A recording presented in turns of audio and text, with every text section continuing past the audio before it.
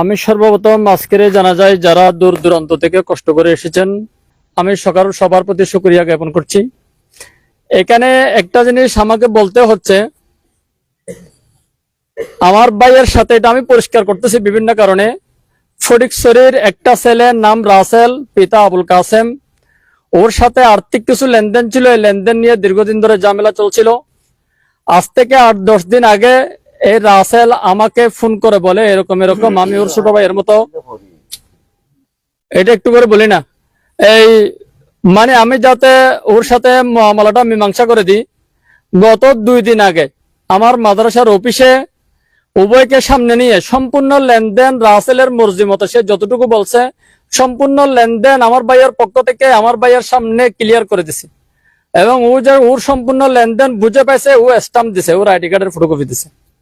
ও ওয়াদা করছে কোনো ধরনের ঝামেলা করবে না। এরপরও 2 দিনের মাথায় পরিকল্পিতভাবে ওরা হত্যা করছে আমার ভাইকে।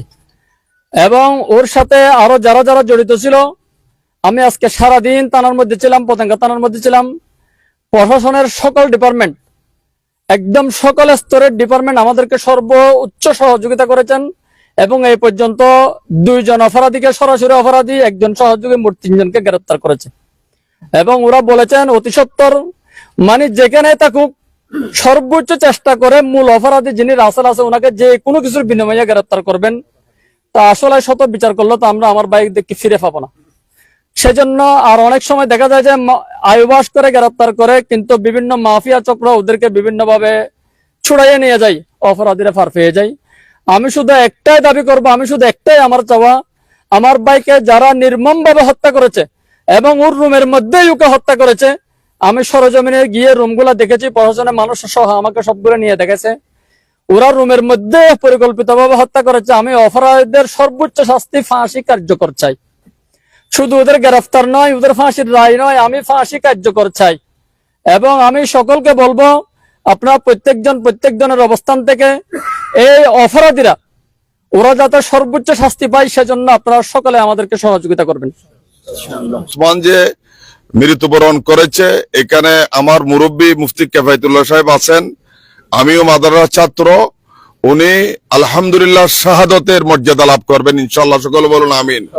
আল্লাহ রাব্বুল আলামিন তার জীবনের সমস্ত খতা কসুর মাফ করে তাকে জান্নাতুল ফেরদৌসের বাসিন্দা বানিয়ে দিবেন। সকলে বলুন আমিন।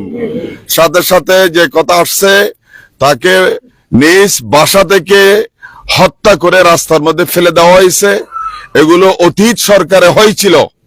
বর্তমান বাংলাদেশকে একটি অস্থির পরিস্থিতি করার জন্য এ ধরনের অনেক হত্যাকাণ্ড সংঘটিত হচ্ছে।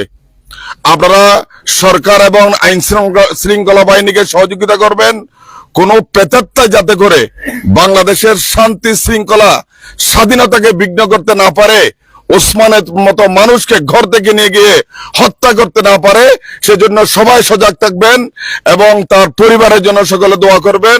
এই প্রত্যাশা রেখে আমি আমার আলোচনা শেষ করছি। ওমা তৌফিক ইল্লা বিল্লাহ। কথাই শুধু বলবো যে আল্লাহ রসুল সাহাবায়ে কেরামকে জিজ্ঞাসা করেছেন যে তোমাদের কাছে শহীদ কে?